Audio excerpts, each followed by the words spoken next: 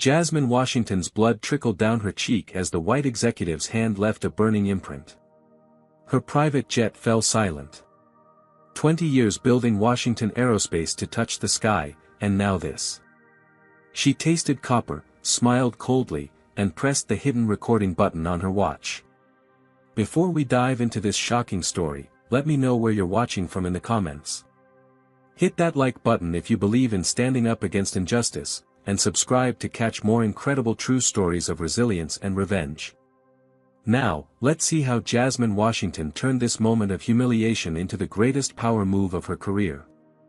Long before Jasmine Washington owned a private jet with her company logo emblazoned on its tail, she was just another little girl with big dreams in South Chicago. Raised in a modest two-bedroom apartment by her grandmother Beatrice after losing both parents in a tragic car accident when she was only 7, Jasmine learned early that life offered no guarantees. Beatrice Washington worked 2 jobs to keep a roof over their heads and food on the table. A former schoolteacher who had given up her career to raise her granddaughter, Beatrice instilled in Jasmine the belief that education was the one thing nobody could take away from you. "Your mind is your greatest asset," she would tell Jasmine every night before bed. "Fill it with knowledge, and you'll never go hungry." By 3rd grade, Jasmine's exceptional intelligence had caught the attention of her teacher, Mr. Davis. Unlike other educators who seemed indifferent to the quiet black girl who always finished her work early, Mr. Davis recognized something special. He began bringing advanced math problems and science books specifically for Jasmine, nurturing her natural aptitude for numbers and analytical thinking. "You've got the mind of an engineer," he told her one day after she had disassembled and reassembled the classroom clock out of curiosity. "The world needs more people who can see how things work and make them better." Those words planted a seed that would grow throughout her academic career. When Jasmine graduated as valedictorian of her high school class, Mr. Davis sat proudly next to Beatrice at the ceremony. His recommendation letter had helped secure Jasmine a full scholarship to MIT's aerospace engineering program. College presented challenges beyond academics. As one of only 3 black women in her engineering cohort, Jasmine encountered both subtle and overt racism daily. Professors who never called on her in class despite her raised hand. Study groups that mysteriously had no room for another member. A faculty advisor who suggested she might be more comfortable in a less demanding program.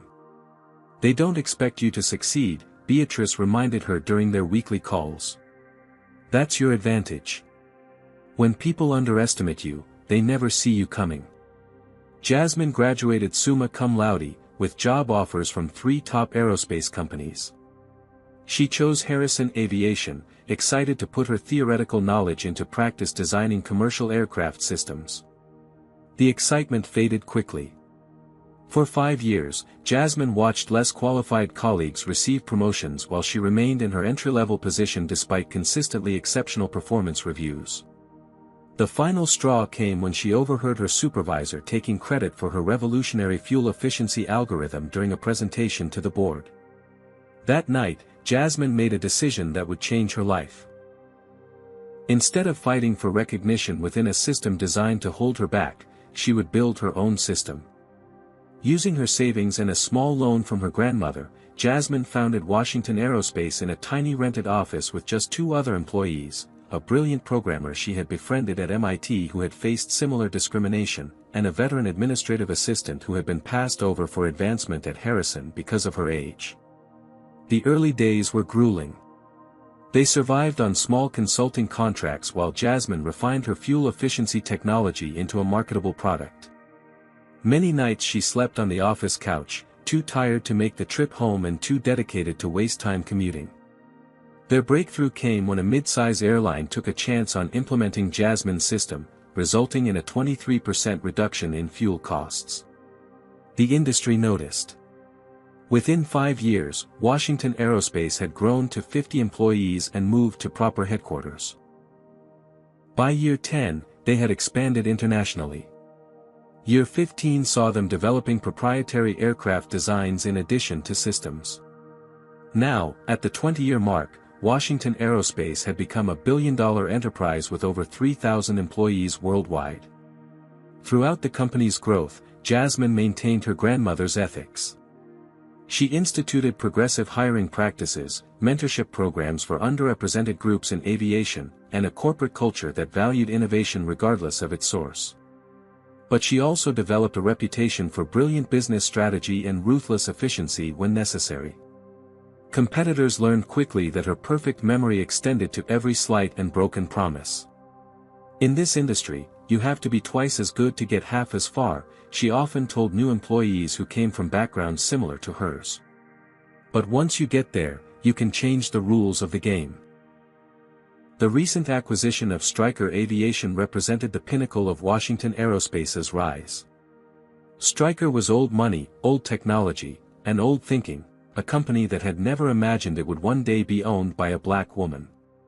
The integration meeting scheduled aboard Jasmine's custom-designed corporate jet was meant to set the tone for the merged company's future. No one, least of all Jasmine, anticipated just how true that would prove to be. The gleaming white Washington Aerospace jet stood on the tarmac at LAX, sunlight reflecting off its polished surface. The company logo, a stylized W with wings, adorned the tail in metallic blue. For Jasmine, the aircraft represented more than luxury or status, it was a flying testament to her company's engineering excellence, incorporating numerous proprietary technologies developed under her leadership. As Jasmine ascended the stairs to board, she paused briefly to straighten her immaculately tailored navy suit. At 45, she carried herself with the confidence of someone who had built something extraordinary through sheer determination and brilliance. Her natural hair was styled in a short, professional cut that framed her face, accentuating sharp cheekbones and penetrating brown eyes that missed nothing. Inside, the jet's interior reflected Jasmine's practical approach to luxury.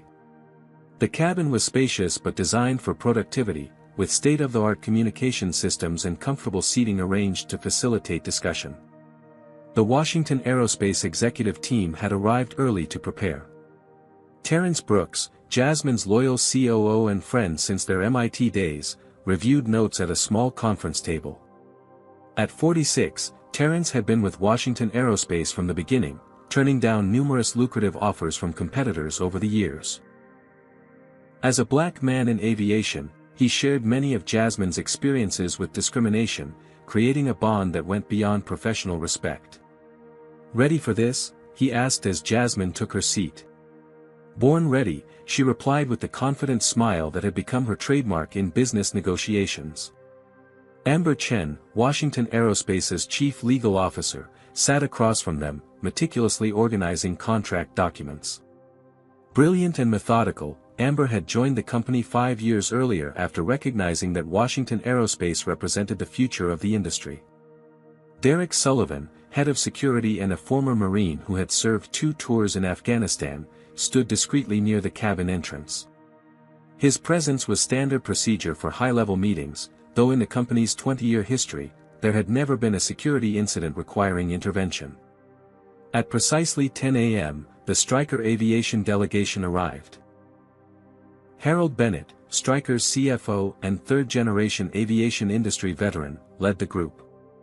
Tall and silver-haired with an aristocratic bearing, Bennett represented the old guard of American aviation, wealthy, connected, and accustomed to deference. His handshake was firm but brief as he greeted Jasmine. "Ms. Washington," he said, his tone cordial but lacking warmth. "Impressive aircraft."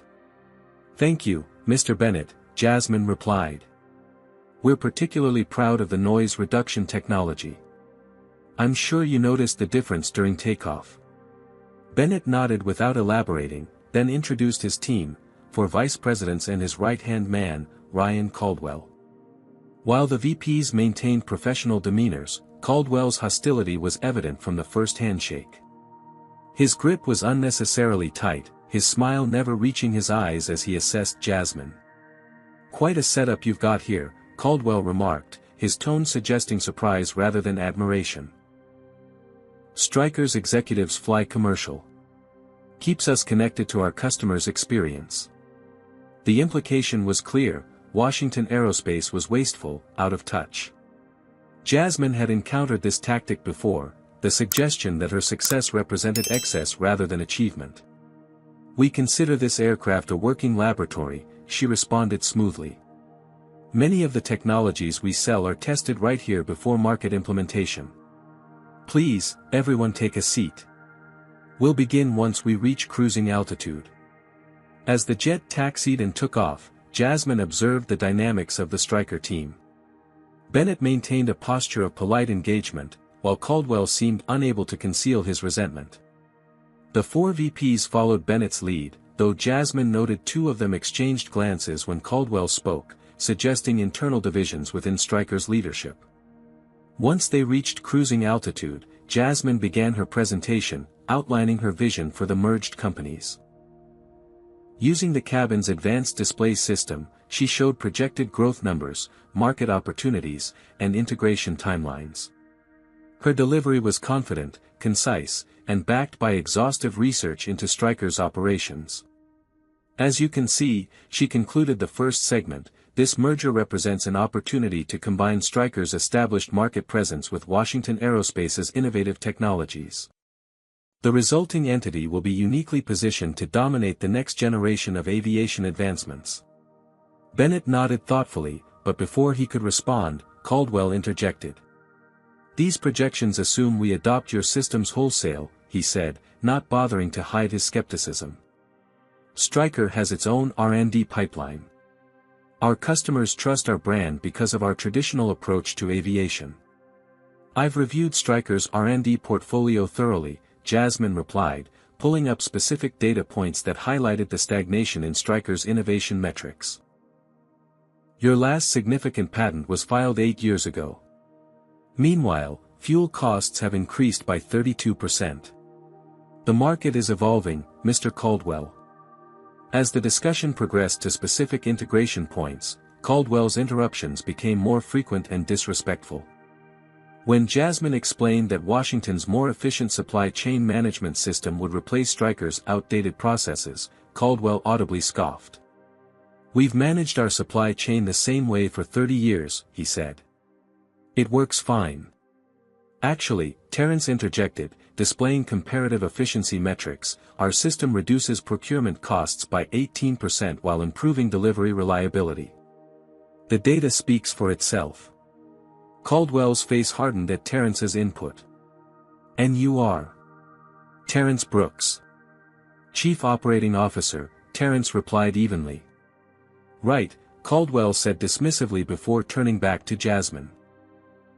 "Look, we understand Washington Aerospace has had some success with smaller airlines and developing markets.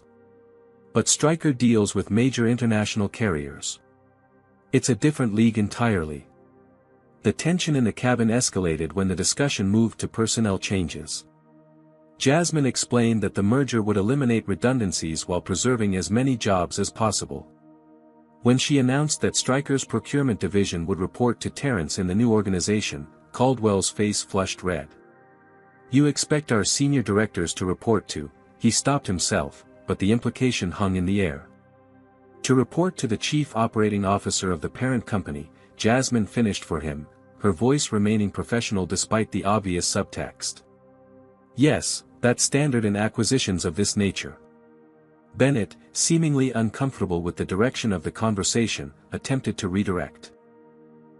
"Perhaps we should discuss the timeline for integration before getting into reporting structures." But Caldwell was no longer containing his anger. "This is ridiculous. Stryker Aviation was founded by my grandfather's generation. We built commercial aviation in this country. And now we're supposed to hand over control to..." He gestured vaguely at Jasmine and Terrence. "To the company that acquired yours through legitimate business channels," Jasmine stated calmly. "Yes, Mr. Caldwell, that's exactly what's happening. Your algorithms and cost-cutting might impress the board and shareholders," Caldwell continued, standing up suddenly. "But everyone in this industry knows what's really happening. Diversity initiatives and government contracts reserved for minority-owned businesses. That's the only reason Washington Aerospace exists." The cabin fell silent. Even Bennett looked shocked at Caldwell's outburst. Jasmine remained seated, her expression unchanged. "Mr. Caldwell, I'd advise you to sit down and reconsider your approach to this discussion, she said quietly. Instead, Caldwell stepped closer. My father warned me about people like you. Taking what you haven't earned. Playing the victim while you steal opportunities from people who've spent generations building something real. Derek Sullivan moved forward slightly, but Jasmine subtly raised her hand, stopping him. You got lucky with one algorithm, Caldwell continued, his voice rising. The rest is affirmative action and guilt politics. You aren't qualified to run Stryker. You aren't qualified to run any aviation company. You're just a diversity hire who got lucky. What happened next occurred so quickly that several witnesses would later recall it differently. Caldwell leaned down toward Jasmine, using his height to intimidate, and uttered a racial slur. Then, as if the verbal assault wasn't sufficient, he swung his open hand and slapped her across the face with enough force that her head turned sharply. The sound of the slap seemed to echo in the pressurized cabin. Derek lunged forward immediately, restraining Caldwell's arms behind his back with practiced efficiency. The Stryker VPs sat frozen in shock. Bennett half stood, his face pale with horror. And Jasmine? She slowly turned her face back, a small trickle of blood at the corner of her mouth where her lip had caught against her teeth. Her expression showed no fear, no shock, only a cold, calculating assessment. She dabbed the blood with a white handkerchief, leaving a bright red stain against the fabric. Then she smiled. Not a smile of amusement or forgiveness, but the smile of a predator who has just watched prey walk willingly into a trap. Thank you for showing us exactly who you are, Mr. Caldwell, she said, her voice steady as she subtly pressed the recording button on her watch. I believe this meeting has been more illuminating than any of us anticipated. The Washington Aerospace jet's cabin remained in suspended animation for 3 seconds after Jasmine's words. Derek held Caldwell immobilized, his marine training evident in a calm, controlled restraint that nevertheless left the Stryker executive unable to move. The 4 Stryker VPs sat rigid in their seats, faces displaying variations of shock and dismay. Bennett stood halfway between sitting and standing, as if uncertain whether intervention was possible or wise. Jasmine broke the silence. Derek, please escort Mr. Caldwell to the rear cabin and ensure he remains there. Her voice betrayed no emotion, though the red mark on her cheek was darkening visibly. Yes, ma'am, Derek replied, professionally guiding the still fuming Caldwell toward the back of the aircraft. You can't do this, Caldwell protested, struggling ineffectively against Derek's grip. Bennett, say something. This is kidnapping. Bennett finally found his voice. For God's sake, Ryan, shut up. You've done enough. He turned to Jasmine, his expression a mixture of embarrassment and calculation. Ms. Washington, I cannot begin to express my shock and apologies for this inexcusable behavior. I assure you it does not reflect Stryker Aviation's values or standards. Jasmine regarded him coolly. Interesting. I've reviewed your company culture quite thoroughly during due diligence, Mr. Bennett. This incident seems entirely consistent with Stryker's internal communications and historical treatment of minorities in your organization. She pressed the intercom button. Captain Lewis, please divert to Denver International. We have a situation requiring law enforcement assistance. Bennett blanched. Surely we can handle this internally. There's no need for. A physical assault occurred on my aircraft, Jasmine interrupted. Safety protocols are clear. Terrence moved to sit beside Jasmine, speaking quietly. Do you need medical attention? That's going to bruise. Jasmine shook her head slightly. I'm fine. She turned to Amber. Please document everything. I want statements from everyone on this aircraft before we land. The next 45 minutes passed in tense silence. The Stryker executives huddled together, occasionally whispering urgently. Bennett made several attempts to approach Jasmine but was politely intercepted by Terrence each time. Jasmine herself sat reviewing documents on her tablet as if the incident had been merely an inconvenient interruption.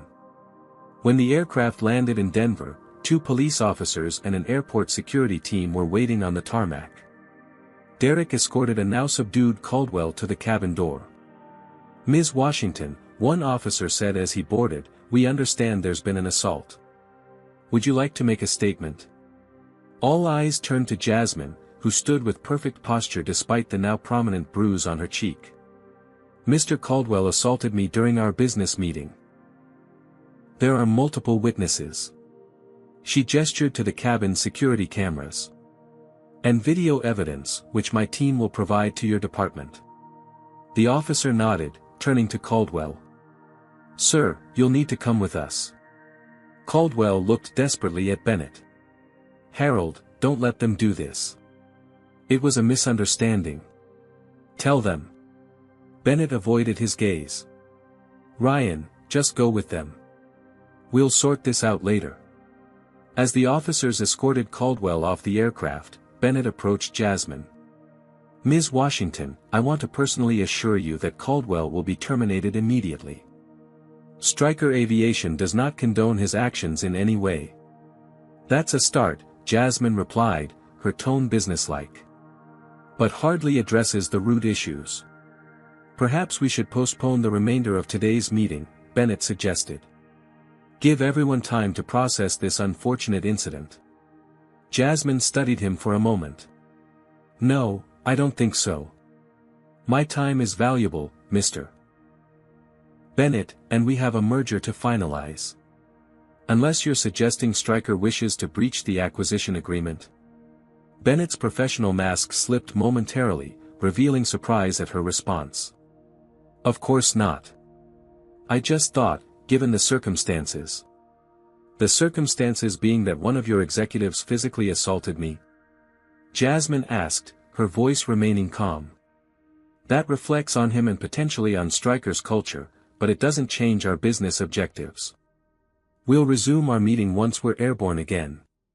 Bennett retreated, conferring urgently with his remaining team. Meanwhile, Terrence approached Jasmine with concern. "You sure about this?" he asked quietly. "We could reschedule, approach this with a clear strategy after what just happened." Jasmine led him to a private corner of the cabin. "This isn't a deviation from strategy, Terrence. It's an opportunity." "An opportunity?" Terrence looked incredulous. "Jasmine, he assaulted you in front of witnesses. We should press charges, take legal action." "And what would that accomplish?" Jasmine asked. "A public court case where I'm painted as either a victim or an opportunist. Where Caldwell claims he was provoked, that I manipulated the situation." She shook her head. "No. I'm playing a longer game." "What exactly are you planning?" Terrence's expression showed concern mixed with the trust built over decades of friendship. "You know what my grandmother always said about revenge," Jasmine replied. Terrence nodded. "Serve it cold, methodically, and so completely they never recover." "Exactly." A small, tight smile crossed Jasmine's face. "Caldwell just gave us the leverage to dismantle Stryker's old boys network completely. But not through a simple assault charge that gets pleaded down to nothing. We're going to expose everything." The aircraft was refueled, and after providing preliminary statements to Denver police, the meeting resumed in the air minus Caldwell. Jasmine returned to her presentation as if nothing had happened, walking the Stryker executives through each integration point with meticulous detail. The remaining Stryker team, clearly unsettled by her composure, offered minimal resistance to her proposals. By the time they began their descent into New York, Jasmine had secured agreement on every significant point of the integration plan, with terms distinctly favorable to Washington Aerospace. Bennett, attempting to salvage some control, suggested a joint press release about the merger that made no mention of the incident. "My team will handle all communications regarding today's events and the merger," Jasmine replied, brooking no discussion. "We land in 20 minutes. I suggest you prepare your board for significant changes." Only after the Stryker executives had departed and the Washington team was alone did Jasmine finally let her guard down. She sat heavily in her seat, accepting the ice pack Amber had discreetly prepared. "You were incredible," Amber said, her admiration evident. "I don't know how you maintained that level of focus after what happened." "Practice," Jasmine replied, the single word carrying the weight of countless previous incidents throughout her career. She held the ice pack to her cheek, finally allowing herself to feel the throbbing pain. Terrence sat across from her. "What now?" "Now," Jasmine said, her voice showing fatigue for the first time, "I call my grandmother." Later that evening, in the privacy of her Manhattan penthouse, Jasmine spoke to Beatrice Washington on a secure line. Despite being 85, Beatrice's mind remained sharp, her wisdom undiminished by age. "He did what?" Beatrice's voice rose in indignation when Jasmine recounted the incident. "Slapped me in front of both executive teams," Jasmine confirmed. "Because I had the audacity to tell him his department would report to Terrence in the new organization." "Lord, give me strength," Beatrice murmured. "Are you pressing charges?" "No," Jasmine replied. "Not yet, anyway. A simple assault charge isn't enough."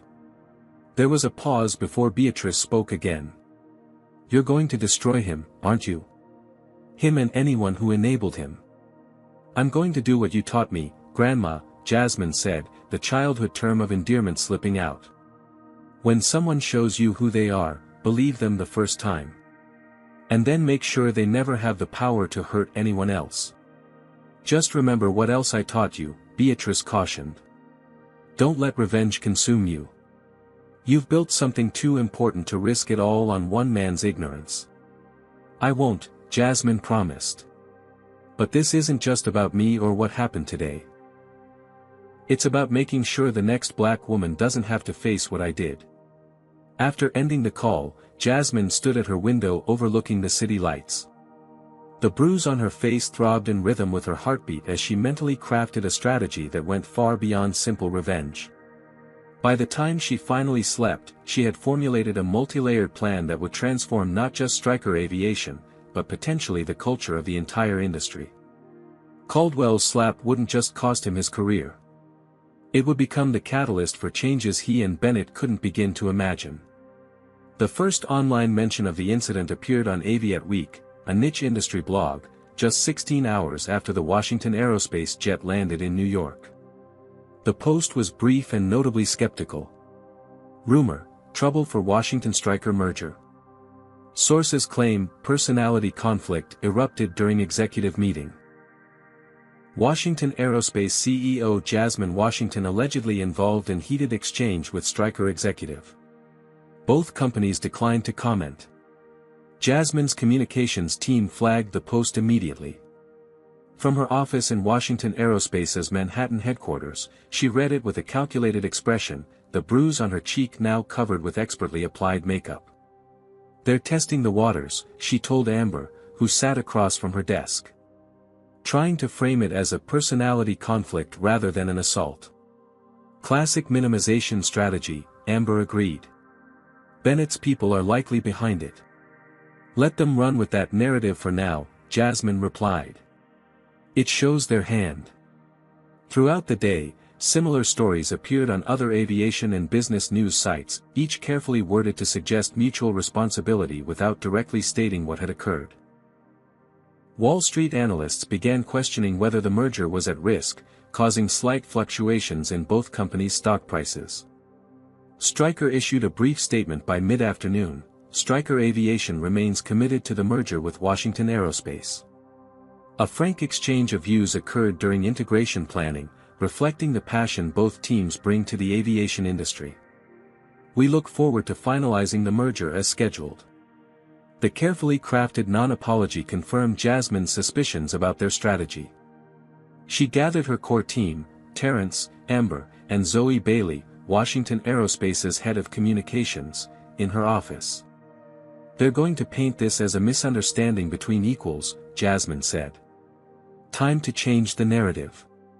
Zoe nodded. "We've prepared statements, but without video, it's our word against theirs." Jasmine smiled slightly. "Who says we don't have video?" She pulled up footage from the jet's security system on her monitor. The high-definition video clearly showed the entire incident from multiple angles, including Caldwell's racial slur, captured with audio, and the physical assault. Select 3 journalists, Jasmine instructed. 1 mainstream business reporter with impeccable credentials. 1 from aviation media. And 1 from a publication focused on diversity in business. Send them this footage with our statement. Terrence looked concerned. Are you sure? Once this is out there. That's exactly the point, Jasmine replied. Sunshine is the best disinfectant. By evening, the video had gone viral. What began as careful reporting in 3 respected publications exploded across social media and cable news. The clear footage left no room for interpretation. A white male executive had used a racial slur and physically assaulted a black female CEO during a business meeting on her own corporate aircraft. Public reaction divided along predictable lines. Outrage dominated most responses, with hashtags like #StandWithJasmine and #CorporateRacism trending worldwide. Business leaders issued statements condemning violence and discrimination. Aviation industry groups distanced themselves from Caldwell and Stryker. But there was also the inevitable backlash. Comment sections filled with people questioning whether Jasmine had provoked the incident, whether the slap was really that bad, and suggesting the video had been edited to remove context. Several right-wing commentators suggested Jasmine was playing the race card to gain leverage in the merger. What's your take on this situation? Comment number 1 if you believe Jasmine was right to release the video evidence, or number 2 if you think she should have handled it privately. Hit that like button if you admire her composure after being assaulted, and subscribe to see how this incredible story of corporate justice unfolds. But wait until you see what Stryker did next. Stryker Aviation's response came the following morning, a formal statement expressing deep concern about the incident and announcing Caldwell's immediate termination. The carefully worded press release noted that Caldwell's actions do not reflect Stryker Aviation's values, but stopped short of a direct apology to Jasmine or acknowledgement of the racial component. Wall Street analysts began speculating about whether the merger would proceed, with several suggesting the incident might provide Washington Aerospace grounds to renegotiate terms. Stryker's stock dropped 7% by midday trading. Meanwhile, Washington Aerospace's communications team monitored social media, identifying a coordinated campaign emerging from accounts with connections to Stryker. These posts suggested Jasmine had a history of playing hardball and provoking confrontations to gain business advantages. More concerning was the discovery of Caldwell's emerging counternarrative. Released on bail and represented by a high-profile attorney, he issued a statement claiming he had been deliberately provoked, and that the video fails to show the complete context. Several conservative media outlets began running stories framing Caldwell as the victim of cancel culture. They're trying to make this about anything except what it actually is, Terrence observed during their strategy meeting. A white man assaulting a black woman because he couldn't accept her authority. The situation intensified when Washington Aerospace's team discovered someone had accessed employment records at Jasmine's former company, Harrison Aviation, presumably seeking dirt to discredit her. Simultaneously, several financial news sites began questioning whether Washington Aerospace's growth had been artificially inflated by government contracts awarded under diversity initiatives. They're throwing everything at the wall to see what sticks, Amber noted. Classic crisis management misdirection. Jasmine had remained notably silent throughout the media frenzy, letting the video and her company's initial statement speak for themselves. This calculated restraint only increased public interest in her perspective. 7 days after the incident, she agreed to a single television interview with a respected business journalist known for tough but fair reporting. Rather than conducting the interview from her office, Jasmine chose the Washington Aerospace Research Center where young engineers from diverse backgrounds were developing next-generation technologies. The interview was a masterclass in controlled messaging. Dressed in a simple but elegant burgundy suit, Jasmine appeared composed and thoughtful. The bruise on her cheek, still faintly visible despite makeup, served as a silent testament to the incident without her needing to draw attention to it. "I didn't release that video to destroy a career or a company," she explained when asked about her decision. "I released it because silence around these incidents allows them to continue." How many women, particularly women of color, face this kind of treatment without video evidence? How many stay silent because they fear the consequences of speaking up? When the interviewer asked whether the incident reflected broader issues in the aviation industry, Jasmine was measured yet direct. "Aviation has historically been one of the least diverse sectors in American business.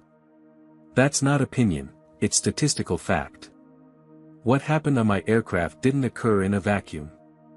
It was the product of an industry culture that has often viewed diversity as a threat rather than an asset." The most powerful moment came when she addressed Caldwell directly. "I don't hate Mr. Caldwell. I don't even know him personally. What I oppose is the system that made him believe he could act that way without consequences. My grandmother taught me that you don't let someone else's hatred define your success. I built Washington Aerospace on that principle, and will complete this merger on that same foundation." The interview went viral immediately, with Jasmine's quote about "not letting someone else's hatred define my success" becoming a rallying cry across social media. Washington Aerospace's stock rose 4% by closing bell, while Stryker's continued its decline. Meanwhile, Jasmine's team had been quietly investigating Caldwell's history. They discovered he had a pattern of aggressive behavior toward women and minorities throughout his career, incidents that had been systematically covered up by previous employers, including Stryker. 3 former Stryker employees, all women of color, confidentially shared stories of harassment they had experienced from Caldwell but had been afraid to report. More damaging was the discovery that Caldwell's discriminatory attitudes weren't isolated within Stryker. Internal emails revealed a corporate culture that routinely marginalized minority employees and dismissed their contributions. Several major government and international contracts had been secured through connections rather than competitive bidding, relationships maintained through private clubs that explicitly excluded women and minorities until forced to change their policies. "This goes beyond one man's actions," Jasmine told Terrence as they reviewed the findings. "It's exactly what we suspected, systematic discrimination embedded in their corporate DNA." "What's our next move?" Terrence asked. Jasmine gazed out her office window at the Manhattan skyline. "Bennett thinks this will blow over. That I'll accept Caldwell as a sacrificial lamb and everything returns to business as usual." She turned back to face her oldest friend and ally. "He's about to learn how wrong he is." On Monday morning, 3 weeks after the assault, Jasmine walked through the main entrance of Washington Aerospace's Manhattan headquarters. The security team, accustomed to her arriving through the executive entrance, looked surprised. More surprising was her decision to take the main elevator with regular employees rather than the express lift reserved for executives. Word of her presence spread quickly. As Jasmine stepped off the elevator on the operations floor, the usual buzz of activity momentarily halted. Then, spontaneously, employees began to applaud. The applause spread across the open office space, growing into a standing ovation as Jasmine made her way through the floor. She hadn't planned this moment, but she recognized its significance. This wasn't just support for her personally, it was a collective statement about dignity in the workplace. Jasmine acknowledged the demonstration with a graceful nod before continuing to her office, where her executive team awaited. "Apparently I've been missed," she said as she closed the door. "You've become something of an icon," Zoe informed her. "The video has over 20 million views now. #COS Against Harassment is trending, with executives across industries pledging zero tolerance for workplace discrimination." "Let's hope that translates to actual change," Jasmine replied, setting down her briefcase. "What's the latest from Stryker?" Terrence handed her a printed email. "Bennett wants to talk. Says the merger remains on track but requests adjustments to certain terms given the current climate." Jasmine scanned the email, her expression hardening. Translation: "They want concessions because they think I'm afraid the merger will fail after the incident."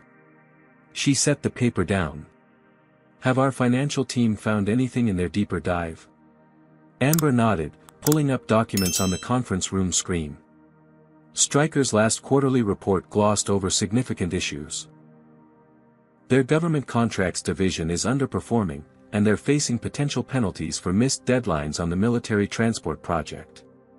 3 of their commercial airline clients are considering non-renewal due to quality control issues. In other words, Jasmine summarized, they need this merger more than they're admitting.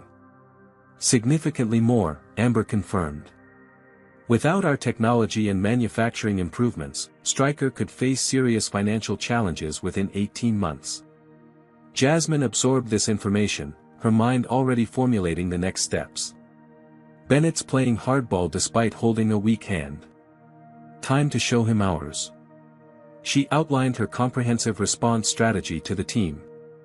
First, Washington Aerospace would reject any proposed changes to the merger terms, citing the legally binding agreement already in place.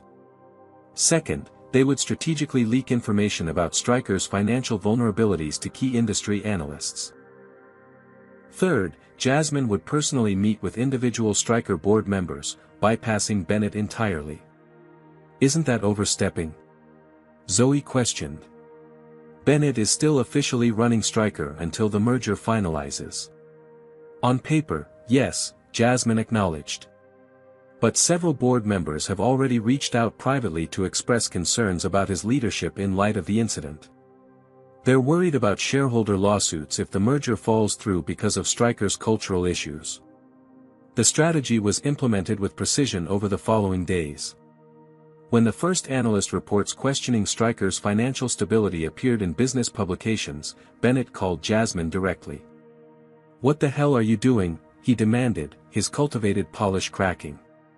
"These anonymous sources are clearly coming from your team." "I have no control over independent financial analysis, Harold," Jasmine replied calmly. Perhaps if Stryker had been more transparent about its challenges, analysts wouldn't be discovering them now.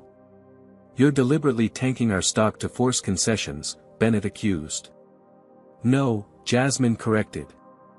"I'm insisting on the original terms of a merger agreement your team signed willingly. The market is simply responding to information that should have been disclosed during due diligence." Before Bennett could respond, Jasmine continued. "By the way, I'm having dinner with Robert Winters from your board tomorrow night.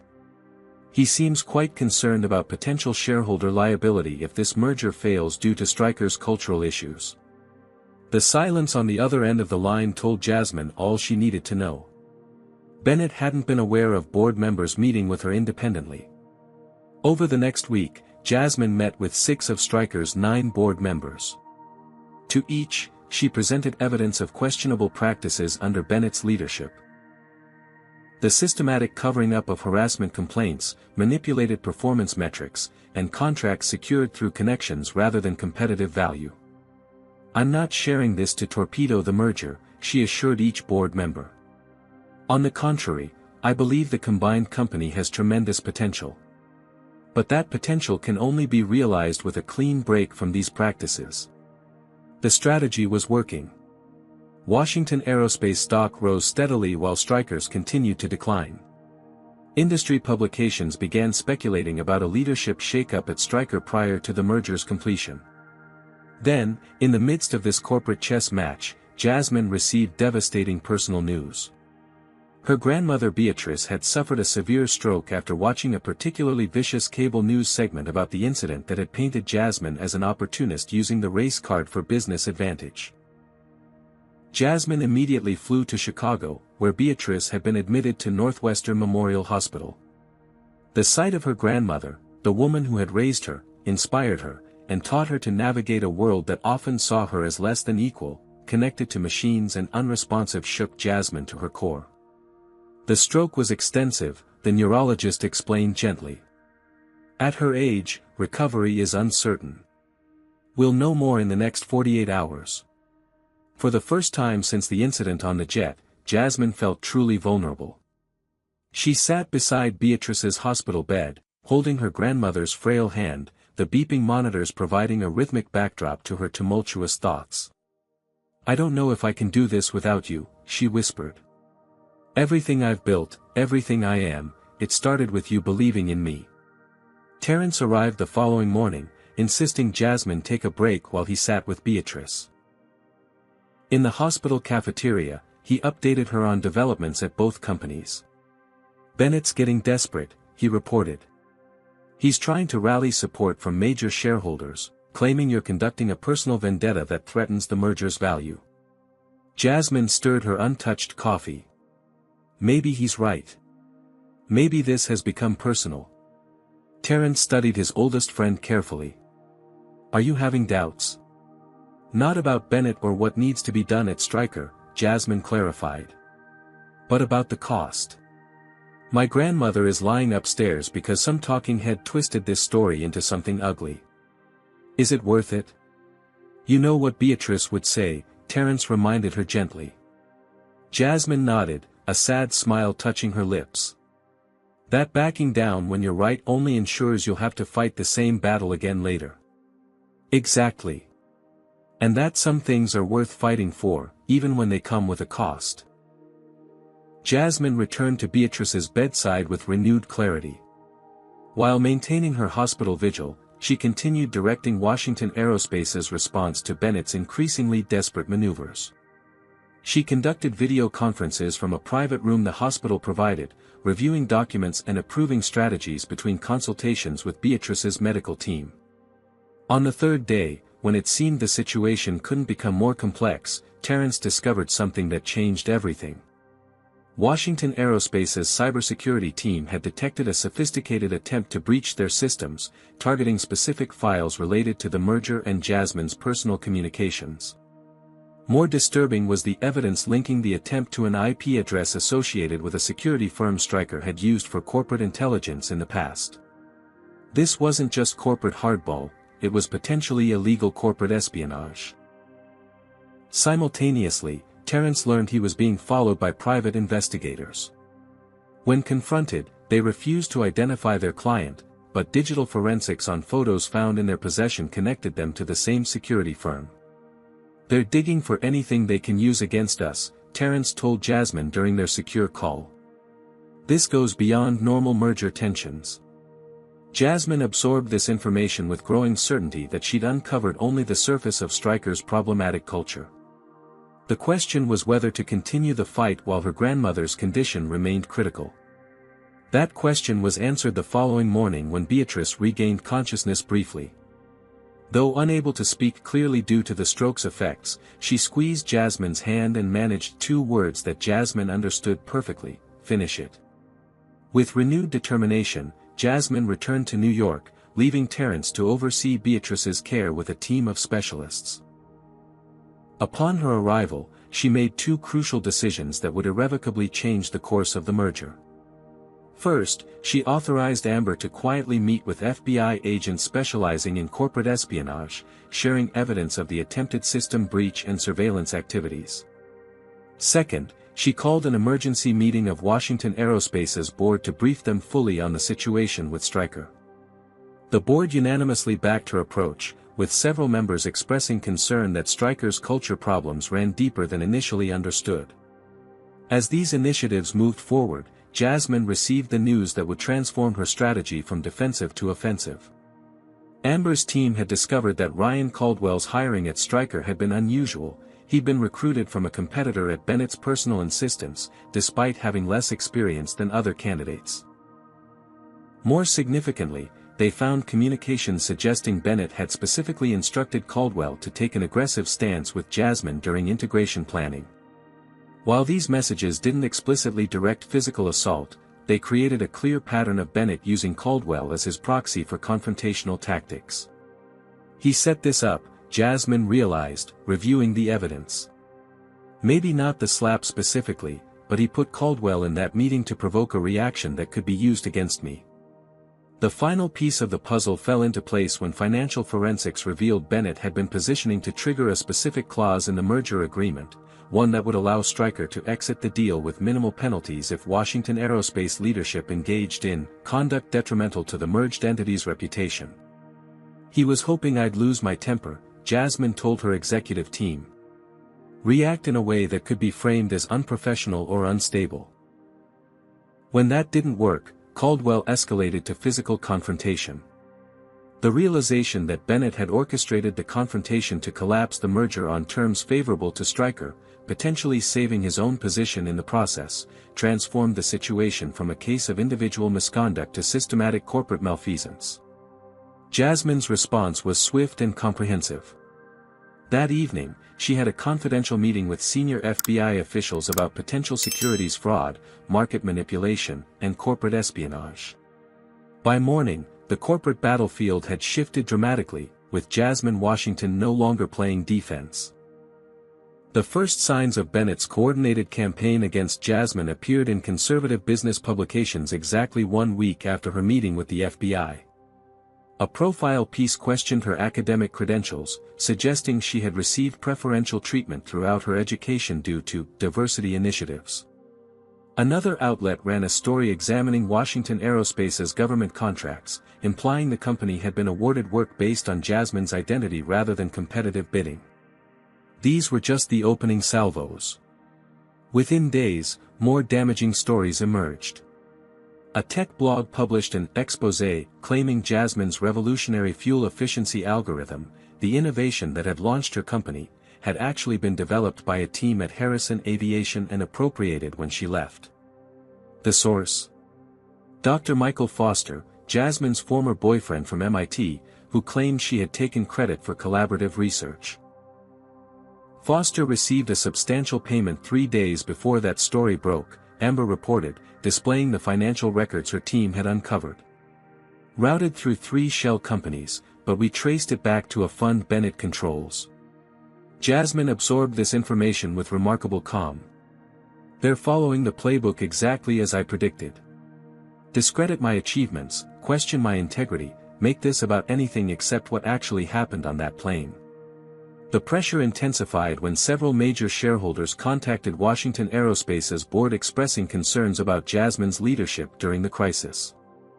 The carefully worded messages followed suspiciously similar formats, suggesting coordination behind the scenes. Bennett's rallying his allies, Terrence observed. Trying to create the impression that the market is losing confidence in you. The attacks weren't limited to Jasmine's professional life. Anonymous threatening messages began appearing at both her Manhattan penthouse and Connecticut weekend home. Nothing explicitly violent, but ominous enough to require increased security. More concerning was the discovery of surveillance equipment in the lobby of her apartment building, positioned to track her movements.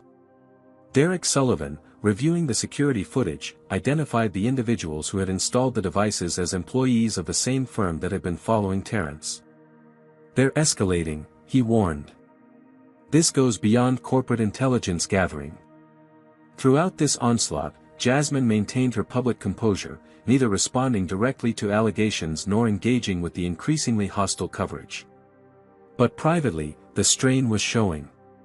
The combination of leading Washington Aerospace through the crisis, fighting Bennett's coordinated attacks, and worrying about her grandmother's slow recovery was taking its toll. During a rare moment of vulnerability, she confided in Terrence. Maybe we should consider a settlement. Protect the company, protect the employees who depend on us. They were in her office late at night, reviewing the latest developments after most staff had departed. Terrence looked at his oldest friend with concern. Is that what you really want? Or is that exhaustion talking? Before Jasmine could answer, her secure phone rang, the line reserved for updates about Beatrice. She answered immediately, her face reflecting a range of emotions as she listened. When she ended the call, she sat in silence for several moments. Grandma's awake, she finally said.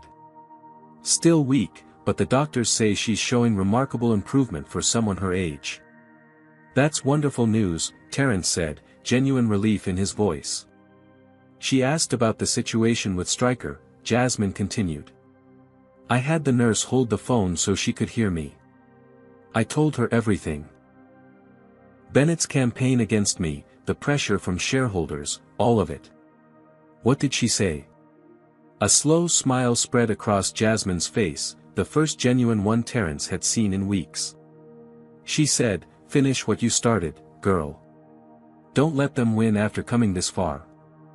The conversation marked a turning point. The following morning, Jasmine called an emergency meeting with her core team, Terrence, Amber, Zoe, and Derek. The time for defensive responses had ended. Bennett has made two critical miscalculations, she told them. First, he assumes I'm fighting to protect my reputation or position. I'm not. I'm fighting for something much larger than myself. And the second? Amber asked. He believes he understands who I am and what I'm capable of, Jasmine replied, her expression resolute. He's about to learn how wrong he is. She outlined her comprehensive counteroffensive, beginning with the bombshell discovery her team had made during deeper investigation into Stryker's practices. While searching for the source of the cyber attack on Washington Aerospace, they had uncovered a pattern of systematic discrimination throughout Stryker's history. We need to find former black employees who experienced discrimination at Stryker, Jasmine instructed. Not just under Bennett, but going back decades. I want to establish that this isn't about one CEO or one incident, it's about a corporate culture that needs fundamental transformation. Within days, her team had identified 17 former Stryker employees willing to share their experiences.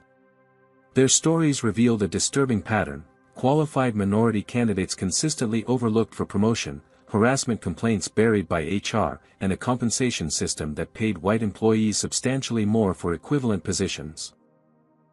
Simultaneously, Jasmine's financial team conducted forensic accounting on Stryker's government contracts, discovering irregularities in how costs were reported and billed. Nothing explicitly criminal, but certainly questionable enough to warrant closer examination by regulatory authorities. Most damaging was the discovery of Bennett's emails discussing Washington Aerospace prior to the merger. In one exchange with board members, he referred to handling the black woman problem through a strategy of appeasement followed by systematic marginalization once the merger completed. He never intended to honor the leadership structure we negotiated, Jasmine told Amber as they reviewed the evidence. The plan was always to push me out once they had access to our technology and contracts. Amber, normally the most reserved member of the executive team, looked genuinely shocked. This goes beyond corporate maneuvering. It's blatantly discriminatory. Exactly, Jasmine agreed. And that gives us leverage beyond just the merger agreement. With a comprehensive legal case built, Jasmine worked with her team to craft the next phase of their response. Rather than releasing everything at once, they would apply pressure strategically, forcing cracks in Stryker's executive ranks and encouraging insiders to provide additional information. The first leak, evidence of pay discrimination at Stryker, went to a respected business journalist. The second, testimonials from former employees about systemic racism, was provided to a publication focused on diversity in corporate America.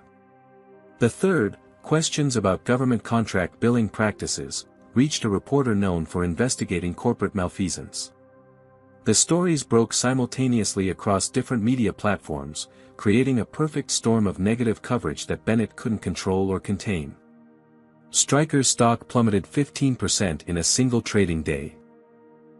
Customers and partners began publicly questioning their relationships with the company.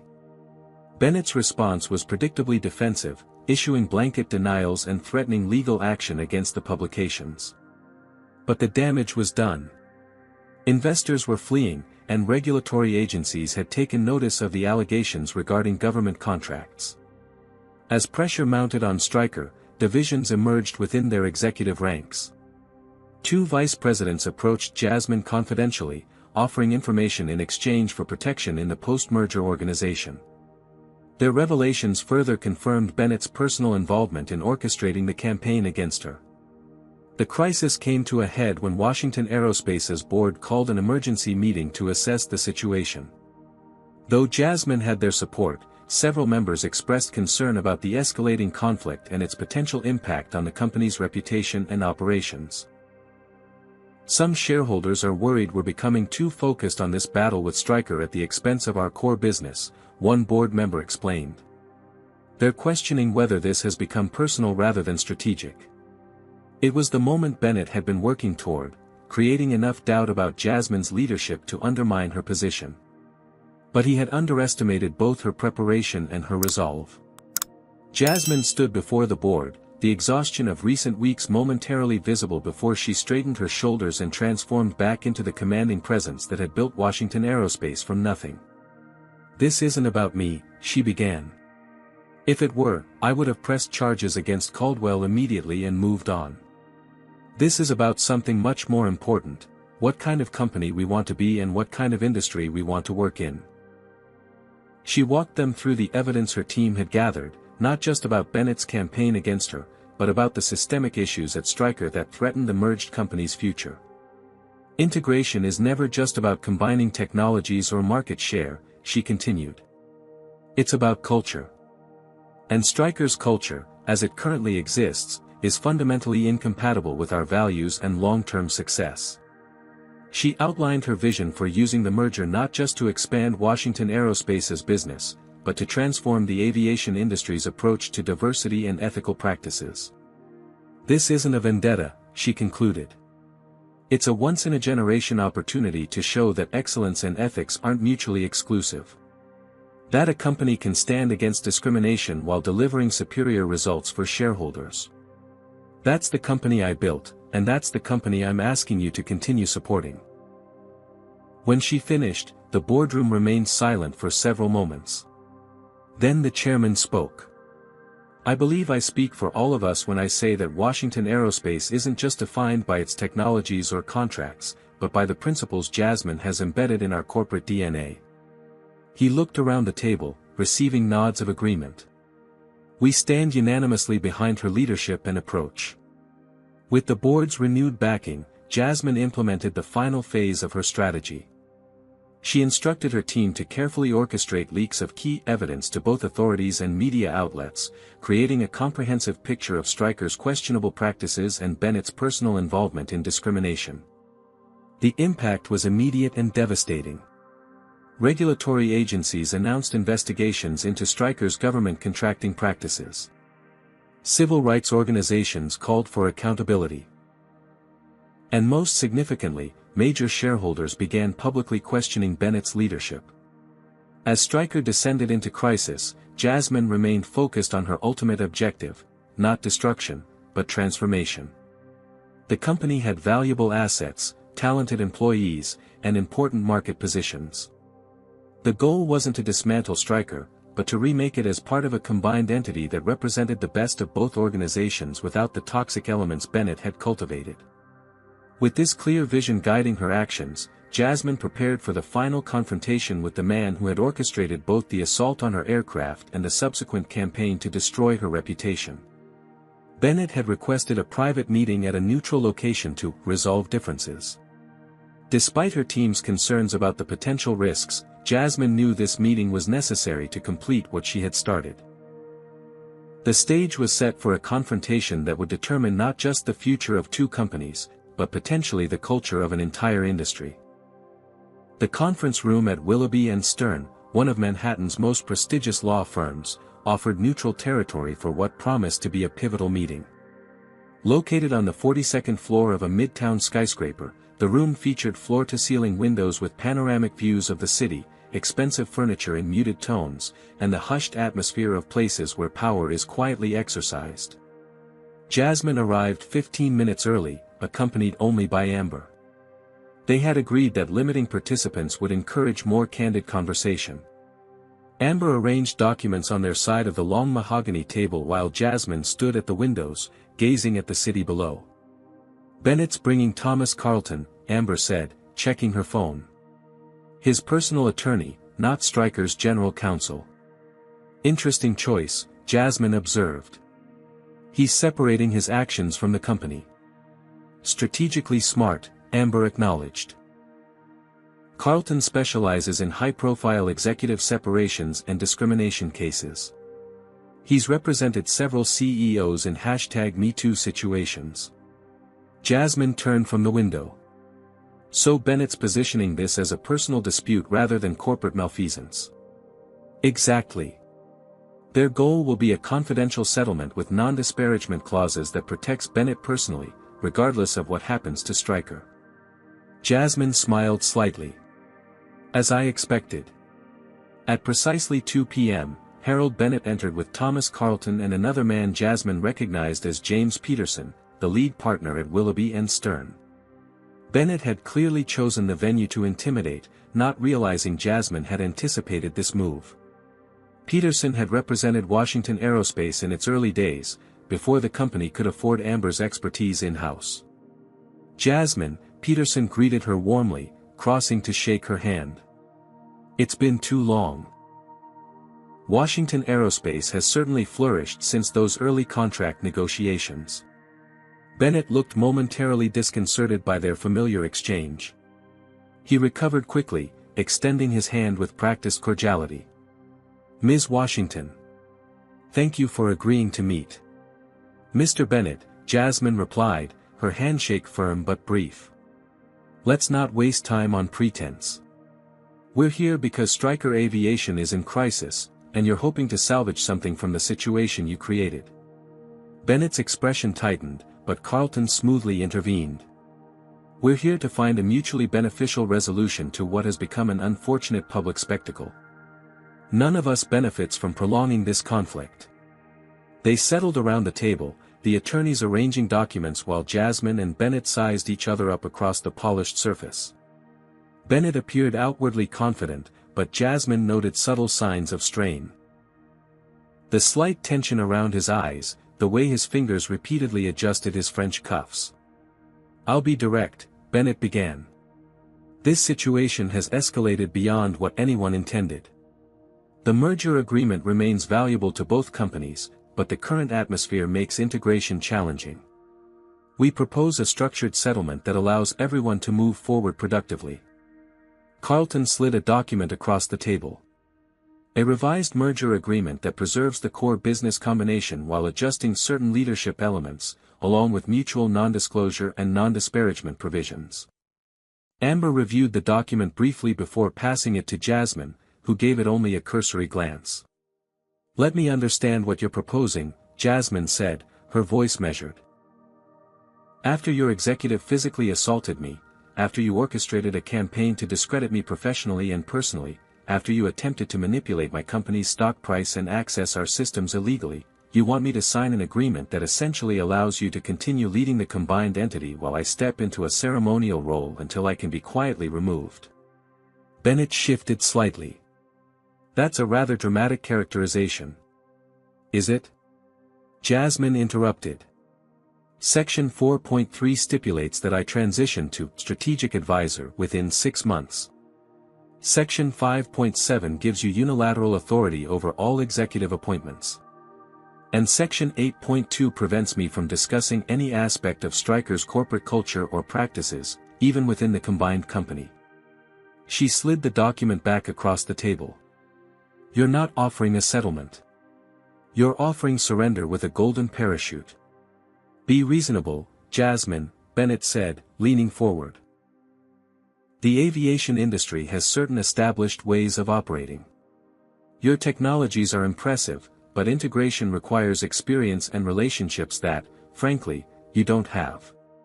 "You mean relationships with people who look like you and come from backgrounds like yours," Jasmine replied evenly. "The established ways that have kept aerospace one of the least diverse industries in America." Bennett's expression hardened. "This isn't about race. It's about business reality." "It's about both," Jasmine countered. "And your emails discussing how to handle the black woman problem make that abundantly clear." Carlton intervened quickly. "We should focus on finding common ground rather than rehashing controversies." "I agree," Jasmine said, surprising them. "So let me be clear about where that common ground might exist." She opened a folder and removed a single sheet of paper. "This is what I'm prepared to offer." Bennett took the document, his expression changing as he read. "This is completely unacceptable. You're demanding my immediate resignation and forfeiture of all post-merger compensation. Along with a comprehensive transformation of Stryker's corporate culture and practices," Jasmine added. "Including independent review of all hiring, promotion, and compensation decisions for the past 5 years to identify and remediate discriminatory patterns." "This is extortion," Bennett said, his voice rising. "No, Harold," Jasmine replied calmly. "This is accountability." She removed a small device from her pocket and placed it on the table. "By the way, I'm recording this conversation, with Mr. Peterson's knowledge and consent as the owner of these premises." She nodded toward the senior attorney, who confirmed with a slight nod. "That's illegal in New York without all parties' consent," Carlton interjected quickly. "Actually," Amber corrected, Mr. Peterson's client engagement letter for this meeting space, which your firm signed, includes consent to recording for security purposes. I'd be happy to show you the clause." Bennett's face flushed with anger. "This is precisely the kind of underhanded tactic." "Underhanded?" Jasmine interrupted, her composure unshaken. "Let's talk about underhanded tactics, Harold." She opened her laptop and turned the screen toward him. "These are emails between you and Ryan Caldwell before the merger was announced, discussing how to handle me once the deal was completed. Note the specific instruction to test her composure during integration planning." She switched to another document. "This is the forensic analysis showing Stryker funds were used to pay my former colleague to fabricate claims about my research. And this," she continued, displaying a third screen, "is evidence that the private security firm following my COO and attempting to access our systems was hired through a shell company you control." Bennett's expression shifted from anger to wariness. Carlton placed a restraining hand on his client's arm, whispering something urgently. "You've built an impressive narrative," Bennett said after composing himself. "But allegations aren't evidence. If you're threatening litigation—" "I'm not threatening anything," Jasmine corrected him. "I'm informing you of facts you should consider while deciding your next move." She closed her laptop. "But since you mentioned evidence, perhaps we should discuss what the FBI found when they executed search warrants at Stryker offices this morning." The blood drained from Bennett's face. "What?" "Simultaneous raids at your headquarters and 3 regional offices," Jasmine confirmed. "They're particularly interested in documentation related to government contract billing practices and communications regarding discriminatory hiring and promotion decisions." Carlton looked genuinely shocked. "My client hasn't been informed of any federal investigation." "That's often how search warrants work," Amber noted. "The investigation has been ongoing for some time, with Washington Aerospace's full cooperation." Bennett's composure finally cracked completely. "You set this up," he accused, pointing a shaking finger at Jasmine. "From the beginning, the incident with Caldwell, the leaked stories, all of it, you manipulated events to create this situation." "No, Harold," Jasmine replied, her voice steady.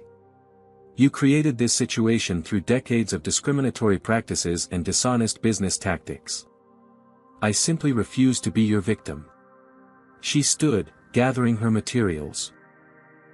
"You have 24 hours to accept my terms, including your resignation and full cooperation with all investigations. After that, in addition to whatever legal consequences arise from the FBI investigation, I will personally ensure that every customer, investor, and regulator understands exactly who you are and how you've operated." "You're destroying a company that's existed for over 70 years, Bennett protested. "Thousands of jobs." "I'm saving a company you've compromised through your actions," Jasmine corrected him. "Every employee at Stryker deserves better leadership than you've provided." As she turned to leave, Bennett made one final desperate attempt. "This isn't over. I still have relationships you can't touch.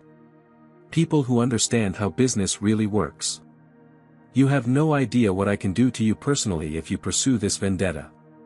Jasmine paused at the door, turning back with a smile that contained no warmth. "You should have researched me more carefully before you chose me as an enemy, Harold. I don't make threats. I don't need to." She checked her watch. 24 hours. "I suggest you use them wisely." In the elevator descending to the lobby, Amber finally relaxed her professional demeanor. "That was masterful. The timing with the FBI raids, perfect." "Thank you," Jasmine replied. Though I can't take credit for the timing. That was the Bureau's decision once they had sufficient evidence. Do you think he'll accept your terms? Jasmine considered for a moment. His ego wants to fight. But his survival instinct is stronger. By morning, he'll be negotiating the details of his exit. Her prediction proved accurate. At 6:30 a.m. the following day, Jasmine received a call from Stryker's lead independent director. Bennett had submitted his resignation, effective immediately, and the board was prepared to accept all terms of Jasmine's proposal for leadership transition and cultural transformation. The news of Bennett's resignation broke by mid-morning, sending shockwaves through the aviation industry.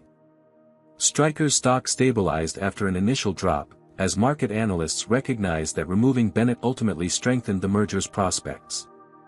By afternoon, Jasmine had convened a joint meeting of key executives from both companies, excluding those most closely aligned with Bennett's discriminatory practices.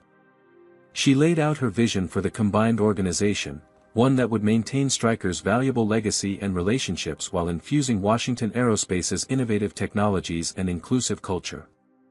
This merger was never about one person or one incident, she told them. It's about creating an aviation company that leads the industry not just in technology and market share, but in workplace culture and ethical standards. The response was cautiously positive, with even longtime Stryker executives recognizing that change was inevitable and potentially beneficial.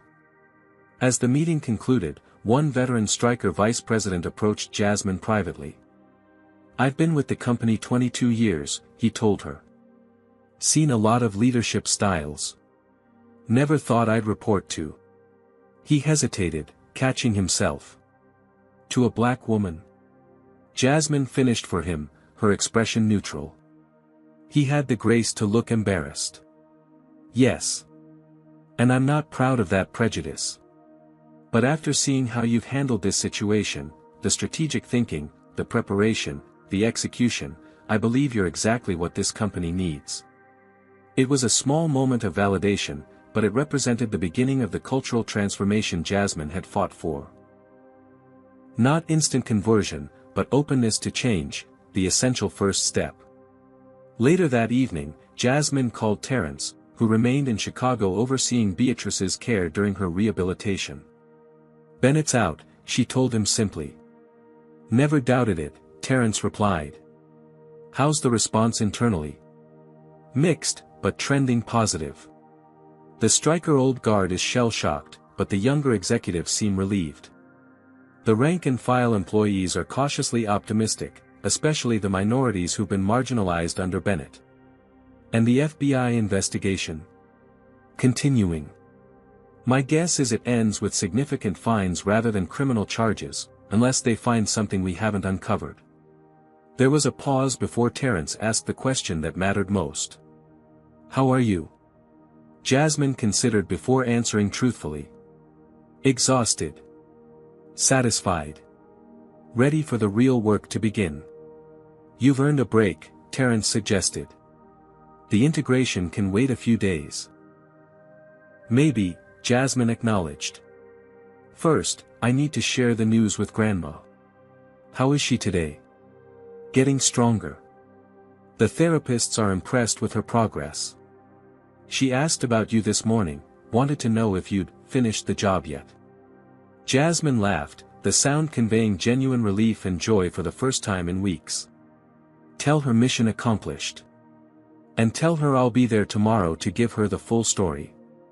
As she ended the call, Jasmine walked to the window of her Manhattan office, gazing at the city lights twinkling in the early evening darkness. The bruise on her cheek had faded completely, but its impact continued to resonate through both companies and potentially the entire industry. What had begun as a moment of shocking violence had catalyzed a transformation that might never have occurred otherwise. The path forward would not be easy, meaningful change never was. But for the first time since the incident on her aircraft, Jasmine felt certain they were moving in the right direction. The hidden evidence had been brought to light. The long-entrenched discrimination had been exposed. And most importantly, the opportunity to build something better from the wreckage of the old system now lay before her. 3 months after Bennett's resignation, Washington Aerospace's headquarters hummed with the energy of transformation. The 43rd floor, once reserved exclusively for Washington executives, now housed integrated teams from both companies, their workspaces arranged to facilitate collaboration rather than reinforce hierarchy. The merger, officially completed 6 weeks earlier, had created the third-largest aerospace company in America, with Washington Stryker Aviation projected to reach the top position within 5 years. Jasmine stood at the window of her office, watching a Washington Stryker jet take off from LaGuardia, its distinctive new livery, the merged company's logo in metallic blue against a pearl-white fuselage, gleaming in the autumn sunlight. The sight brought a sense of satisfaction that transcended the mere business achievement. That aircraft represented not just a combined entity but a new approach to an industry that had resisted change for decades. A knock at her door interrupted her thoughts. Terrence entered, carrying a tablet with the latest integration metrics. Manufacturing efficiency up 12% since implementing the hybrid process model, he reported. And applications from women and minority engineers have increased 68% since the announcement of our new university partnership program. And the legacy Stryker executives? Jasmine asked, turning from the window. Still adjusting, Terrence acknowledged with a slight smile. Johnson and Perez have embraced the new culture completely. Matthews and Wilson are making genuine efforts. The rest are complying, if not enthusiastically. Compliance is a start, Jasmine said. Cultural transformation doesn't happen overnight. She returned to her desk, reviewing the agenda for the afternoon's board meeting, the first to include the 4 new directors appointed as part of the governance restructuring. 2 were women, 1 black and 1 Latina, with extensive aerospace experience. The other 2 were men with backgrounds in technology innovation and ethical business practices. "How's your grandmother?" Terrence asked, setting aside the tablet. Jasmine's expression softened. "Remarkable. The doctors call her recovery exceptional for a patient of any age. She's back home, hosting her book club and directing her neighborhood association as if nothing happened." "She's where you get your resilience," Terrence observed. "Among other things," Jasmine agreed. She glanced at her watch. "The federal prosecutors called this morning. They want another meeting about the Stryker case." After Bennett's resignation, the FBI investigation had expanded significantly. What began as an inquiry into potentially discriminatory practices had uncovered questionable billing procedures on government contracts, improper relationships with foreign entities, and systematic efforts to conceal these activities from regulators and shareholders. "What's their focus now?" Terrence asked. "They're building a case against Bennett personally, not just Stryker as a corporate entity," Jasmine explained. "They believe he was the driving force behind the most problematic practices. They want my testimony about his attempts to manipulate the merger and subsequent efforts to discredit me." Before Terrence could respond, Amber entered with an expression that immediately captured their attention. "We've got a situation," she announced. "Bennett's called a press conference for tomorrow morning. His representatives are being vague about the topic, but our sources indicate he plans to publicly challenge the merger and make allegations about how you orchestrated his removal." Jasmine absorbed this information calmly. After 3 months of silence, he chooses now to resurface, just as the federal case against him is solidifying. Not a coincidence. "It's a desperate move," Terrence agreed. "But he still has connections in conservative media and with certain investors. He could create complications. Or, Jasmine suggested, he could provide us the perfect opportunity to close this chapter definitively." She turned to Amber. "Contact Bennett's attorney. Tell him I'm willing to meet with Bennett privately before his press conference, neutral location, no attorneys, just the 2 of us." Both Terrence and Amber looked alarmed. "That's extremely risky," Amber cautioned. "Whatever he says could be twisted later without witnesses." "Not if I control the environment," Jasmine replied. She outlined her plan quickly, addressing their concerns with the same strategic precision that had guided her through the merger crisis. By the time she finished, both had reluctantly agreed to her approach. The following morning, Harold Bennett arrived at the Greenwich, an exclusive Manhattan restaurant known for its private dining rooms and discretion with high-profile guests. The establishment hadn't yet opened for regular service, ensuring complete privacy for the meeting Jasmine had arranged. Bennett entered looking significantly different than during their last encounter. 3 months without his executive position had taken a visible toll. Though still impeccably dressed in an expensive suit, he had lost weight, and his previously confident bearing now seemed forced rather than natural. The arrogance remained, however, evident in his expression as he spotted Jasmine waiting at a corner table. "Ms. Washington," he said, approaching with calculated casualness. "I must admit I was surprised by your invitation." "Mr. Bennett," Jasmine replied, not rising from her seat. "Thank you for coming. Please, join me." As Bennett sat across from her, a waiter appeared silently, pouring water and then disappearing without a word. The room contained only the table, 2 chairs, and minimal decoration, nothing to distract from the conversation about to take place. "I understand you've scheduled a press conference," Jasmine began directly. "Before you proceed with whatever you're planning, I thought we might have one final private conversation." Bennett studied her, trying to discern her motivation. "A settlement offer?" "It's rather late for that." "Not a settlement," Jasmine corrected. "Clarity. About where things stand and what happens next." "What happens next," Bennett said, leaning forward slightly, "is that I correct the public record about how you manipulated the situation to seize control of Stryker. How you exploited an unfortunate incident to orchestrate a takeover that has damaged a great American company." Jasmine regarded him calmly. "Is that really the narrative you want to present publicly? That you were somehow the victim in this situation? The merger was proceeding according to agreed terms until you decided to use Caldwell's inexcusable but isolated action to force me out," Bennett replied. "You created a false narrative about systemic problems to justify a purge of experienced leadership." "Isolated action," Jasmine repeated thoughtfully. "That's an interesting characterization of events." She opened a small portfolio on the table and removed a document. "This is a transcript of your instructions to Caldwell before the integration meeting on my aircraft. You specifically told him to test her limits and see how she handles real pressure." Bennett's expression flickered briefly before he regained composure. "Business negotiations are often stressful. I simply wanted to ensure you could handle difficult discussions. Nothing in that communication directed physical confrontation." "Perhaps not explicitly," Jasmine acknowledged.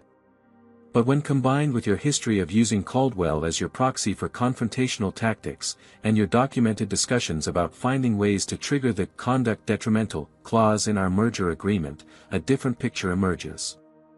She removed another document from her portfolio. "The federal investigators have been quite thorough in reviewing Stryker's internal communications. This email chain is particularly interesting. You and 3 board members discussing how to solve the diversity problem once the merger completed." Bennett's face hardened. "You've clearly decided on your narrative, regardless of context or business realities. What exactly is the point of this meeting? To threaten me into silence?" "Not at all," Jasmine replied. "You're free to hold your press conference and say whatever you believe serves your interests. I simply wanted to ensure you're making a fully informed decision." She gestured around the empty restaurant. "You might be wondering why I suggested meeting here, without attorneys or witnesses. It's because I wanted to speak to you honestly, without the constraints of legal advisors or public performance." "And what truth did you want to share?" Bennett asked, skepticism evident in his tone. Jasmine leaned forward slightly. "That I understand you, Harold. Better than you might think." Bennett scoffed. "I doubt that very much. I understand that you built your career in an industry where people who looked like you dominated every leadership position. Where challenging that homogeneity was seen as threatening rather than strengthening the business. Where your networks and connections mattered more than performance metrics." She continued before he could interrupt. I understand that when Washington Aerospace began outperforming traditional companies like Stryker, it challenged your fundamental assumptions about who belongs in leadership. And when a black woman acquired your company, it represented everything you've spent your career resisting. This amateur psychology is beneath you, Bennett said dismissively, though his rigid posture betrayed tension. Then let me be direct, Jasmine replied. You're planning to publicly attack me and the merger because you believe it's your best defense against the federal investigation. Create enough doubt about my motives and methods, and perhaps prosecutors will hesitate or shareholders will pressure for a settlement. She closed her portfolio deliberately. It won't work. The evidence against you is substantial and growing daily. Former colleagues are cooperating with investigators. Financial records are being traced through your elaborate but ultimately transparent shell structures. For the first time, uncertainty flickered across Bennett's face. You have no idea what evidence exists or doesn't exist. Actually, I do, Jasmine countered. Because unlike you, I've been fully cooperating with federal authorities since they began their investigation. I've provided every document, every communication, every piece of evidence they've requested, because I have nothing to hide. She let this statement hang in the air before continuing. Your press conference won't change the trajectory of the federal case. It will only add, making false public statements to the growing list of problematic behaviors prosecutors are examining. Bennett's composure finally cracked. You think you've won, he said, anger seeping into his voice. That you can dismantle decades of my work and reputation while positioning yourself as some kind of corporate reformer. But this industry has a long memory, Jasmine.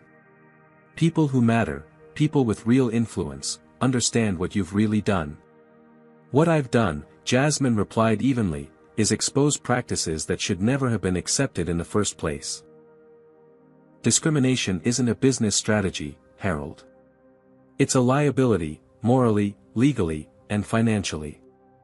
She stood, indicating the meeting was concluding. You have a choice to make before your press conference. Continue fighting a battle you've already lost, adding potential new charges in the process. Or accept reality, cooperate with authorities, and perhaps salvage something from this situation.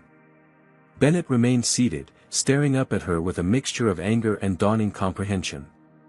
You're recording this conversation. Jasmine nodded once. With your knowledge and consent, according to New York law. I never consented, he began. The private dining agreement you signed upon arrival includes consent for security recording, Jasmine interrupted. Your attorney should really review documents more carefully before advising you to sign them. The blood drained from Bennett's face as he realized the extent of his miscalculation. This was a setup. No, Harold, Jasmine corrected him. This was an opportunity, for you to recognize your situation clearly and make better choices than you have so far.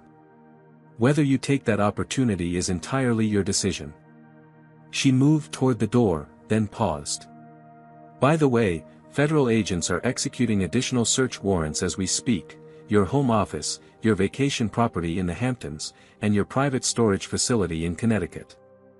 I believe they're particularly interested in the offshore account documentation you keep in your personal safe. Bennett's shock was evident. How could you possibly know about? He stopped abruptly, realizing he was verifying the existence of precisely what investigators were seeking. As I said earlier, Jasmine replied with a small, cold smile, you should have researched me more carefully before choosing me as an enemy. My team is extraordinarily thorough. She opened the door, where Derek Sullivan waited discreetly. Goodbye, Harold. I doubt we'll speak again, but I wish you luck with your press conference decision. Choose wisely.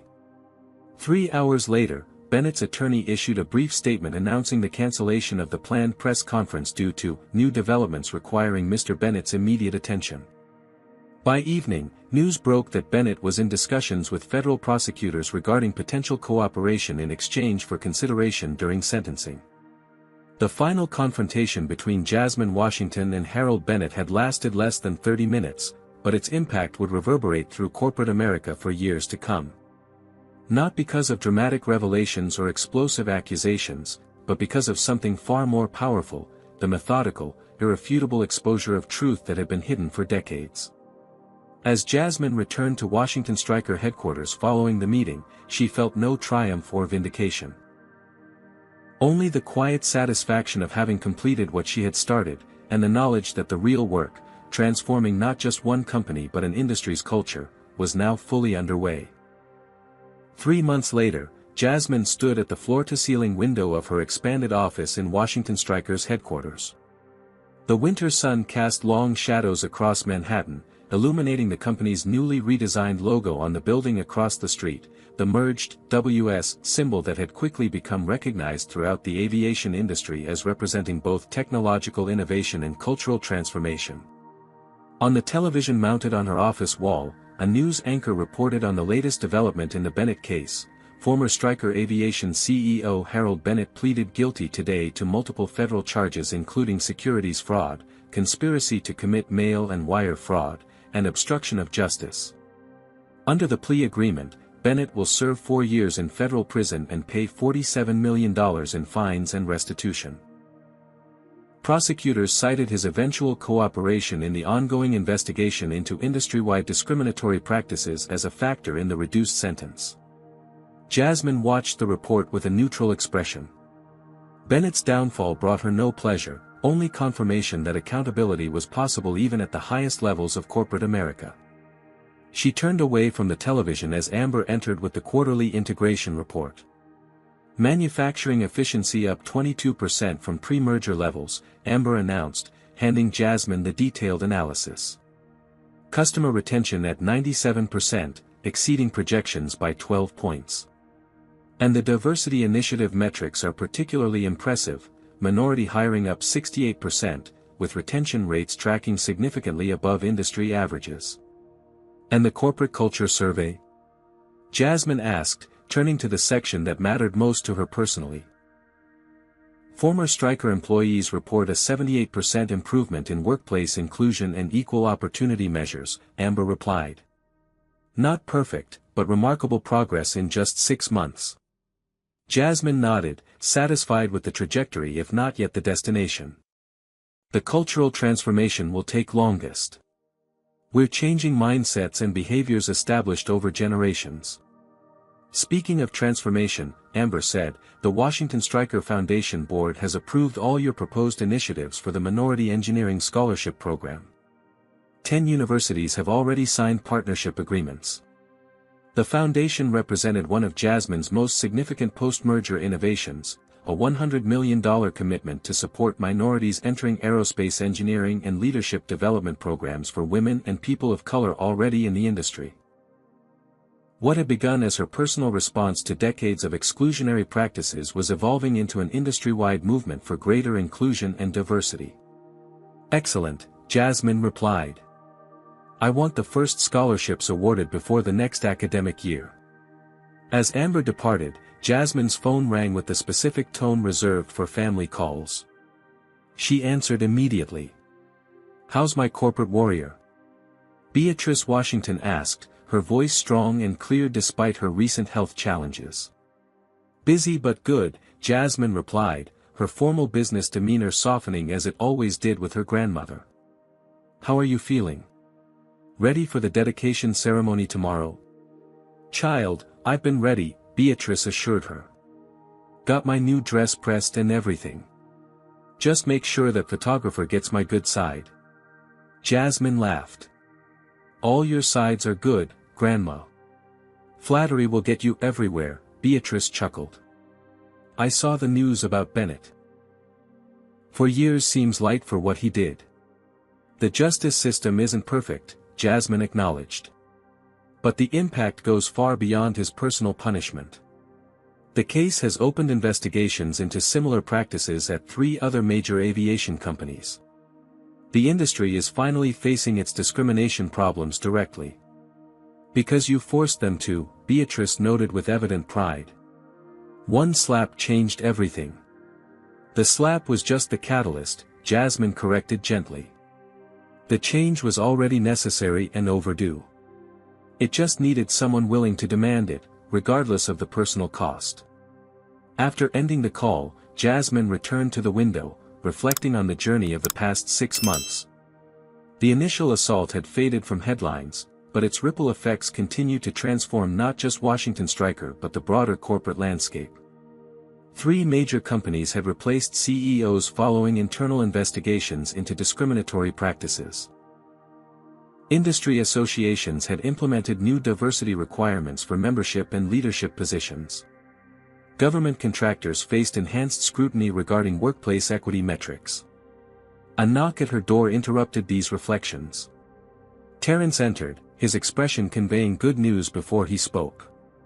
"It's official," he announced. Fortune's Businessperson of the Year.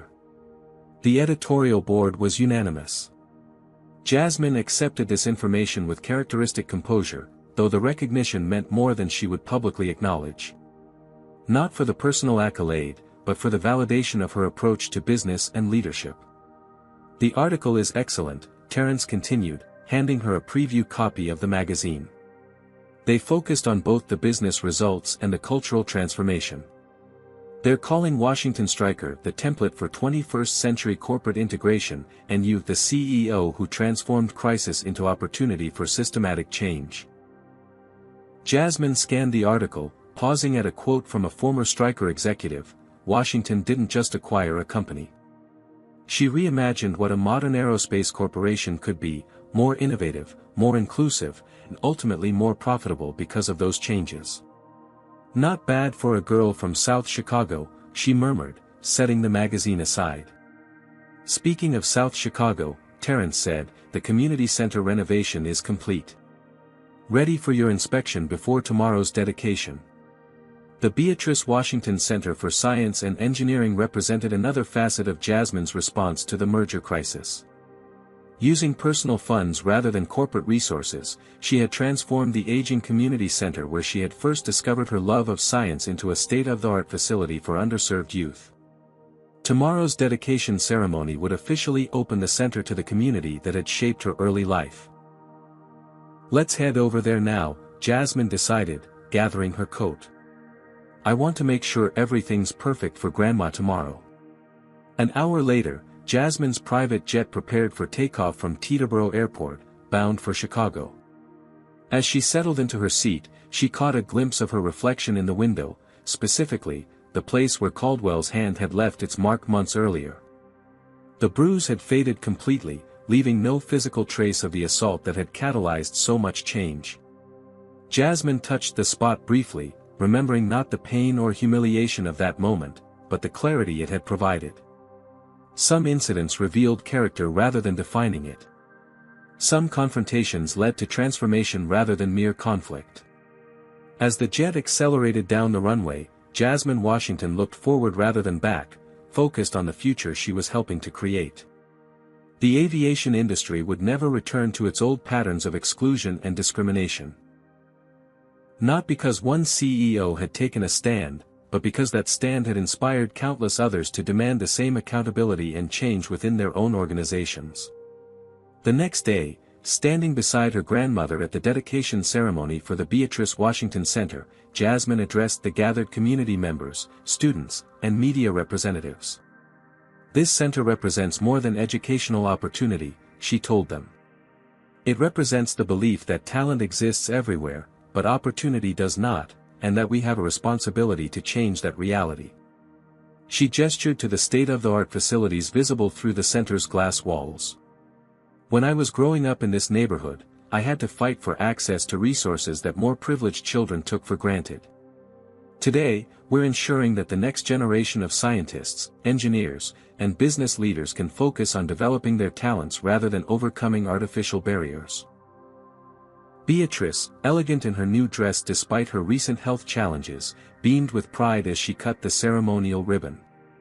The applause was thunderous, reflecting not just respect for Jasmine's professional achievements, but genuine appreciation for her commitment to the community that had shaped her. Later, as they toured the completed facility, Beatrice took her granddaughter's arm and spoke quietly. "You know what makes me proudest?" she asked. "What's that, Grandma?" "That when they hit you, you didn't just hit back," Beatrice said. You changed the whole game so nobody else would have to fight the same battle. Jasmine smiled, recognizing the wisdom in her grandmother's observation. The true measure of her response to Bennett and Caldwell wasn't the personal vindication or professional ascendance it had brought her. It was the systematic change that would benefit countless others who would never have to experience what she had endured. That evening, aboard her jet returning to New York, Jasmine reviewed plans for Washington Stryker's next major initiative, an unprecedented investment in sustainable aviation technologies that promised to reduce the industry's carbon footprint by 30% within a decade. The project represented exactly the kind of innovation the merged company had been created to pursue: bold, forward-thinking, and potentially transformative for the entire industry. As she worked, Jasmine caught another glimpse of her reflection in the window, this time noticing not the absence of the bruise but the presence of something else, a quiet confidence that came from having faced the worst the corporate world could throw at her and emerging stronger, more focused, and more determined to create lasting change. Some marks faded. Some changes were forever. Jasmine Washington's story teaches us that true leadership isn't about avoiding conflict but transforming it into opportunity. When faced with discrimination, she didn't just seek personal justice, she leveraged the moment to create systemic change. Her approach demonstrates that responding to injustice strategically is more powerful than reacting emotionally. The narrative also highlights how discrimination often thrives in environments where it remains unchallenged.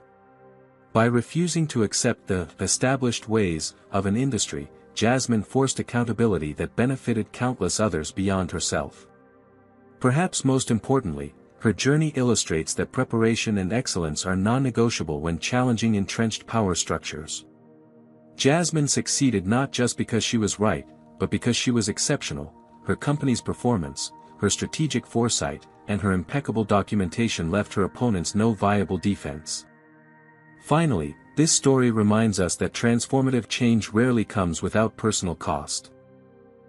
Jasmine risked her reputation, her company, and even her health in pursuit of justice. Yet by staying true to her grandmother's wisdom, "Don't let someone else's hatred define your success," she emerged stronger and created a legacy that extended far beyond business achievements. What do you think about Jasmine's approach to corporate justice? Comment below if you believe she handled the situation perfectly, or if you think there was another way she could have responded to the discrimination she faced. Hit that like button if you found inspiration in her strategic brilliance, and subscribe for more incredible stories of people who turned adversity into advantage. Share this video with someone who needs a reminder that sometimes the greatest opportunities come disguised as impossible situations. Thank you for watching, and remember, your response to challenges reveals your true character far more than the challenges themselves.